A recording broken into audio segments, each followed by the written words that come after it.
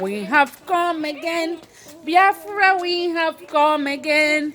Biafra, we have come again. Come again. Anya biagozo. Oh yes. Anya biagozo.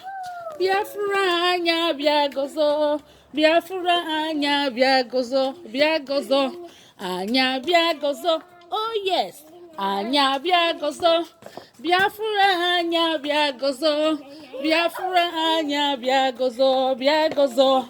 Today, 19 Tuesday, we have come again to play, to enjoy, to receive early morning sunlight because it's very necessary. It gives vitamin D, natural vitamin D. In this pandemic lockdown, it is important every day between 9:30 to 11. Come out and receive early morning fresh air because indoor is suffocating people can fall sick, then you can feel stressed and depressed. So it's important you come out every morning to play, enjoy and be happy. Put yourself in happiness. Don't be sad. Just forget about your sorrow. It will be better. It will not last long. Little time. It's just for a while. Everything will pass away and new thing will come. Only it requires endurance and prayer. No. Be prayerful and stay safe. Do everything government told you to do because now you can say it's passing away, it's suppressing, it's ending. Then you come out with full force and forget everything government told you to do. Then it's going to be more dreadful, more deadly. People can things to, can begin to unfold and it will be more dangerous. During the ending time, strange things happen. So now we have to be careful and do the right thing. Anya biagozo. Oh yes. Anya biagozo. Biafra anya biagozo. Biafra anya biagozo. Biagozo.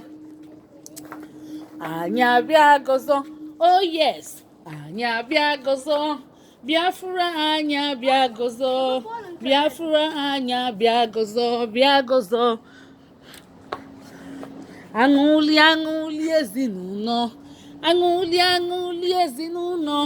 Aṅụli aṅụli ezinụlọ. Happiness bụkwa ebe anọ. Aṅụli aṅụli ezinụlọ.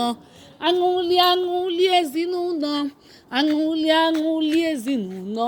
Happiness bụkwa ebe anọ. Ọ bụlụgodị nnukwu osisi ka anyị fụrụ bili ma aṅụli adị ya, aṅụli ka mma.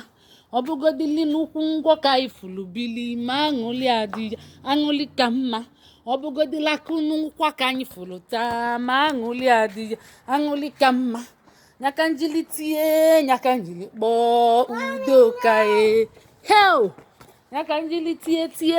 Nna m kedu ihe bụ ya? Ọ gold nwa ka unu na-ama ya m. Unu na-amaghị m gold. Nyaka njili tie tie, nyaka njili kpọọ udo ka ị mara eke enye Adaobi keni enye ọ na-amụnụ Obinna Rafia ka oke gị Rafia na oteghị ike bụ iketerie ngwa ọ ya adịnị mbọsị onye ori ga-akwa n'ihe ka anyị jee chọọ ngaji anyị furu efu ka emesịa udo.